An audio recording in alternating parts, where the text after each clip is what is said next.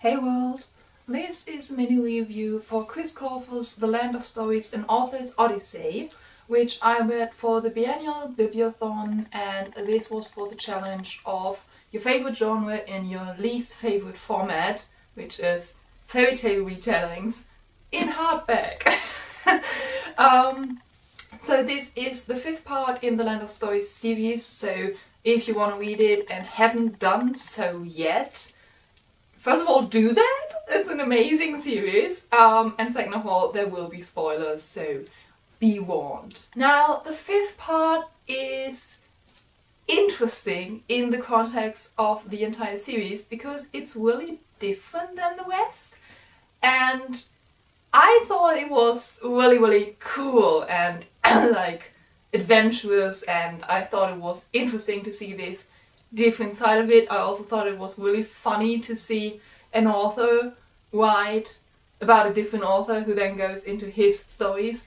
So that was really cool. And so yeah, it's different because in this book we don't deal with the fairy tales so much. In the 4 parts that went ahead of this, we went into the fairy tale world. We also went into other fairy tales and popular stories.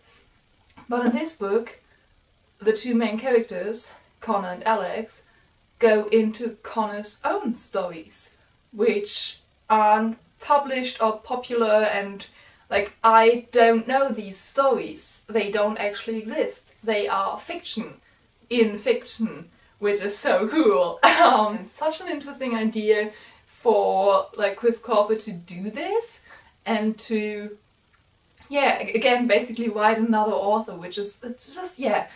I love this man's brain. I just love this man's brain so much. His imagination, his creativity, his ideas, and you can really see that in this book. You can just like feel his writing through Connor's writing. I don't know if this makes sense, but just, yeah, I just really loved it. It was quite different from the rest, which took some getting used to.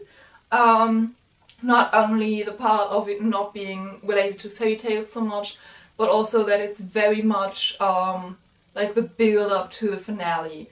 Like in the 4th part it already felt like a build up because like we had a lot of action going on and a lot of plot development, but all that development led to the big plot twist that will lead to the finale.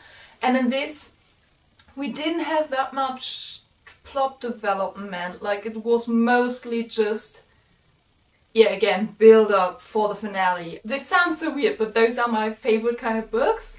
This is also why I always love the second part in a trilogy the most, because I love the build up without that much storyline. I just think it tells you the most about the characters, and that was definitely the case in this one.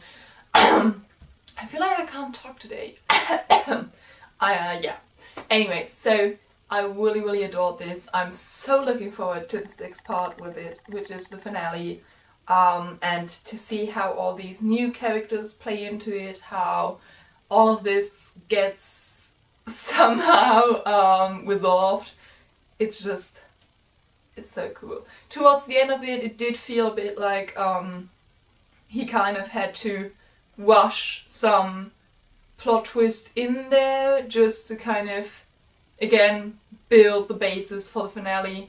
So like the last, let's say, 2 chapters felt a little bit rushed. Yeah, just love this book so much. I love Chris Colfer with all my heart.